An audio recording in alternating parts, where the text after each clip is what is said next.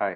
I'm doctor Nagashankar, neurosurgeon, Raghavendra hospitals and Leela Karthikeya hospital. So heat waves గురించి ఈరోజు నేను వివరణ ఇస్తున్నాను. సో హీట్ వేవ్స్ అంటే నేను చెప్పబోయే ఏ వివరణలో హీట్ వేవ్స్ అంటే ఏంటి, ఎందుకు వస్తాయి, ఎలా వస్తాయి, వస్తే మన ఇండియాలో ఎక్కడుంటుంది, ప్రపంచవ్యాప్తంగా ఇవి ఎలా ఉంటాయి, హీట్ వేవ్స్ మూలంగా మనిషి యొక్క మనుగడ మీద ఎటువంటి ప్రభావం చూపిస్తుంది, అలానే కాకుండా ఎన్విరాన్మెంట్ మీద ఎటువంటి ప్రభావం చూపిస్తుంది, హీట్ వేవ్స్ రాకుండా మనల్ని మనం ఎలా కాపాడుకోవాలి, కొన్ని ముఖ్య విషయాలు తెలుసుకుందాం.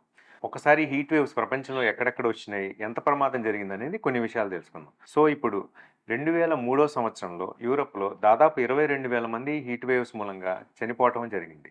అలానే 2010 రష్యాలో 55,000 మంది దాదాపు మరణం సంభవించినాయి అన్నమాట. సో మన ఇండియాలో కూడా హీట్ వేవ్స్ చాలా ఏరియాస్లో అనేది రావటం అనేది జరుగుతుంది. రాయలసీమ, ఒడిస్సా, మధ్య మహారాష్ట్ర, ఛత్తీస్గఢ్, అలానే కొన్ని areas Telangana, Gangetic west Bengal అంటే గంగా తీరంలో ఉన్న వెస్ట్ బెంగాల్ అండ్ మన ఆంధ్రప్రదేశ్లో కూడా హీట్ వేవ్స్ వచ్చే అవకాశం ఉంది. కాబట్టి మనం దీని గురించి అనేది తెలుసుకుందాం. ఇప్పుడు హీట్ వేవ్స్ ఎలా ఫామ్ అవుతాయో తెలుసుకుందాం. సో హీట్ వేవ్స్ ఎప్పుడు కూడా వాతావరణంలో ఫామ్ అవుతాయి. హీట్ వేవ్స్ అంటే వడగాలులు, వేడి గాల్పులు. సో ఈ హీట్ వేవ్స్ ఎలా తయారవుతాయంటే భూమి మీద కొంత ఎత్తులో హై ప్రెషర్ అట్మాస్ఫియర్ అనేది తయారవుతుంది. ఈ హై ప్రెషర్ అట్మాస్ఫియర్ అనేది వేడి ఆవిరి అంటే తేమతో కూడిన ఆవిరిని అది పైకి వెళ్లకుండా ఈ హై ప్రెషర్ అట్మాస్ఫియర్ అనేది నిర్బంధిస్తుంది. సో ఈ వేడి గాలులన్నీ కూడా హై ప్రెషర్ అట్మాస్ఫియర్కి మరియు భూమికి మధ్య బంధింపబడతాయి. సో అవి పోను పోను కూడా హీట్ టెంపరేచర్ అనేది పెరుగుతూ ఉంటుంది.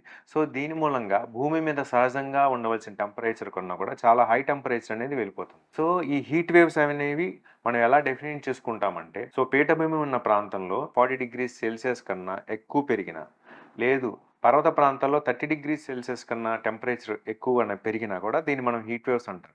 సో హీట్ వేవ్స్ అని ఎప్పుడు అంటామంటే పర్సిస్టెంట్గా అంటే ఎక్కువ సమయం అంటే 2-3 రోజుల వరకు టెంపరేచర్ రైజ్ అవుతూ అదే టెంపరేచర్ మెయింటైన్ అవుతూ ఉంటే కనుక దాన్ని మనం హీట్ వేవ్ ఎఫెక్షన్ అంటాం. సో ఈ హీట్ వేవ్స్ వడగాల్పుల మూలంగా మానవ జీవితం మీద ఎటువంటి ప్రభావం ఉండబోతుంది తెలుసుకుందాం. హీట్ వేవ్స్లో 3 రకాలు ఉంటాయి. తక్కువ ఎఫెక్షన్ నుంచి చాలా ఎక్కువ సీరియస్ ఎఫెక్షన్ వరకు 3 రకాలుగా మనం విభజించుకోవచ్చు. దాన్ని ఫస్ట్ది హీట్ క్రాంప్స్, నెక్స్ట్ది హీట్ ఎగ్జాషన్, థర్డ్ది heat stroke or heat hyperpyrexia or heat hyperthermia. Like, comment, and subscribe.